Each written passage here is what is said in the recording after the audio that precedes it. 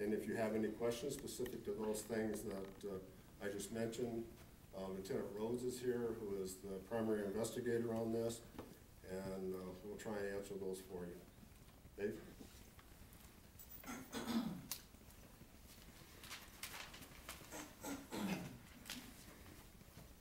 Are the man and the woman who died the ones that were referred to in the initial 911 call? We believe that they were, yes.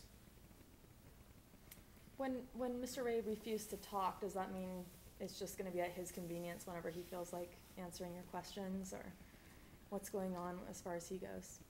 Well, that would be a question he would have to answer. I don't know. He did not make any statements to us on the night of the event. And he's not responsible, he's not required to make a statement since he organized the event and kind of led them down this road? Well, in any type of criminal investigation or potential criminal investigation, the Fifth Amendment to the Constitution obviously guarantees that everybody has the right to remain silent. I do not know why he chose not to speak with us. He just did not. Dave, did he invoke the Fifth in those words? I can't comment on that right now because I was not there when he was spoken to, and I do not know exactly what his words were. So all I can say is that he did not give us a statement. Is there any indication that there was anything in the water that was put on the rocks? Any oils or scents, or I know you said sandalwood was added on, but was there anything else? We don't have any information right now what may have been in the water. Numerous items were collected, soil samples, all these types of things to determine if there was anything in there that might have been toxic. We don't know right now. Was there any ventilation in the lodge itself? The only ventilation was the door, the one entrance and exit when it was open. Do you have any idea how hot it was inside?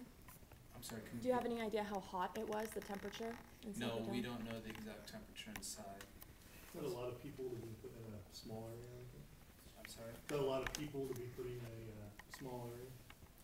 Well, we're estimating 55 to 65 people that were in an area approximately 415 square feet. So that is, it is actually very, very tight quarters. Was Mr. Ray, has he done these before, do you know, at the lodge, or at the resort?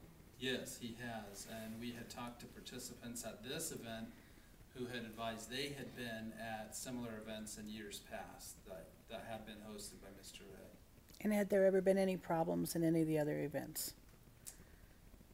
Not to our knowledge, however, we are following up on those other events to attempt to determine if anything similar had ever happened.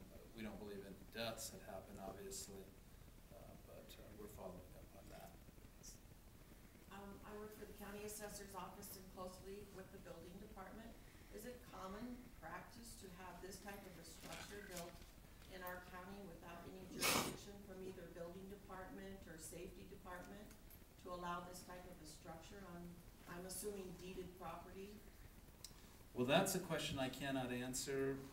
We're focused more on the investigation. However, the only thing that I can say is that the structure was very temporary.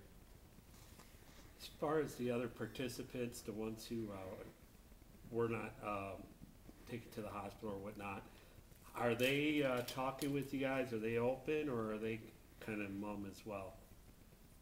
Everybody that we've spoken to has been very forthcoming with information, yes. So With the exception of Mr. Ray. That's correct. they only had one meal basically in 36 hours and then went into the sweat lodge? That's what they said, yes. Is there any indication from them that they were required to stay in that sweat lodge a certain number of rounds? I'm not going to comment on that at this time because the interviews done have been very preliminary, and we plan to recontact everybody, and we want to find out their perception of what happened there. Yeah, you're probably dealing with a number of people who are from out of the area, if not out of state. Does that complicate your procedures?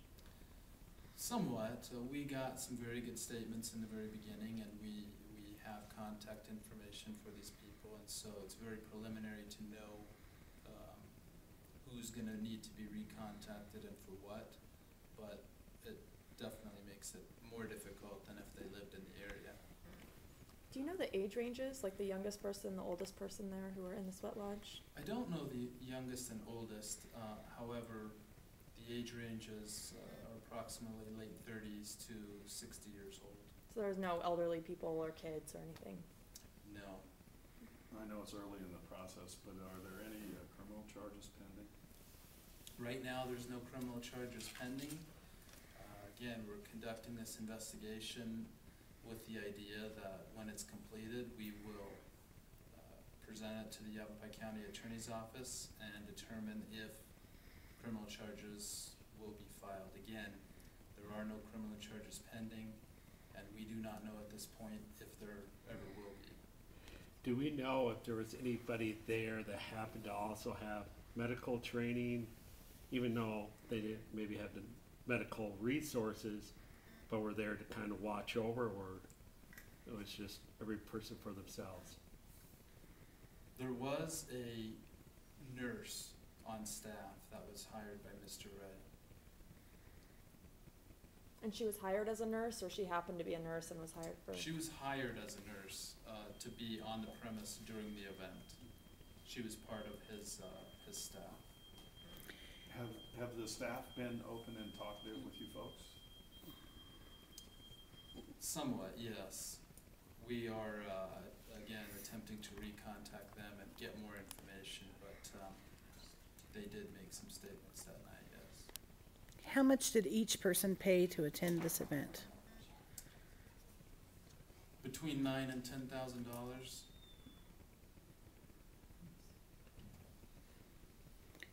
And was anyone local at all? I mean, I know the property owners probably were, but I'm sorry. was anyone local, like anyone on the staff or any of the guests, were any of them locals?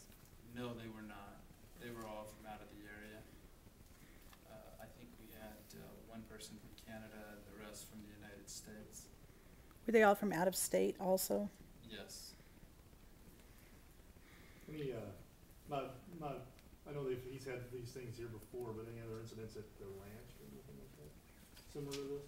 Not to my knowledge. Have you ever encountered something like this before? Maybe not to this extent? No, we haven't encountered anything like this before. Was there a criminal history for any of the staff members or Ray himself?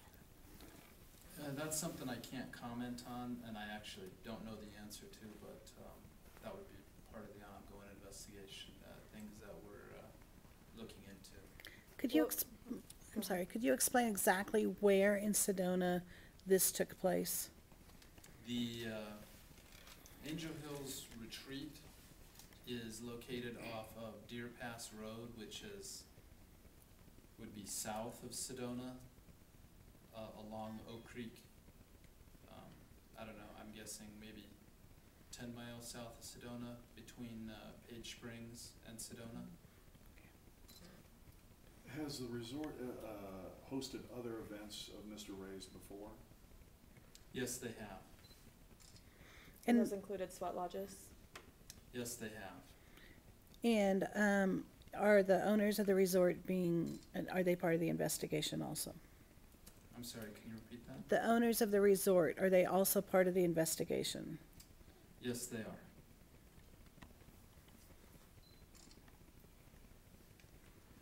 So is it safe to say that all the staff who were working for Mr. Ray and the owners of the resort are all part of the investigation? Everybody who was on the site at that time was part of the investigation, is part of the investigation. We do not know, again, we do not know if there's any criminal culpability for any one person or anybody at all. We are seeking information from everybody who was there to attempt to determine what happened.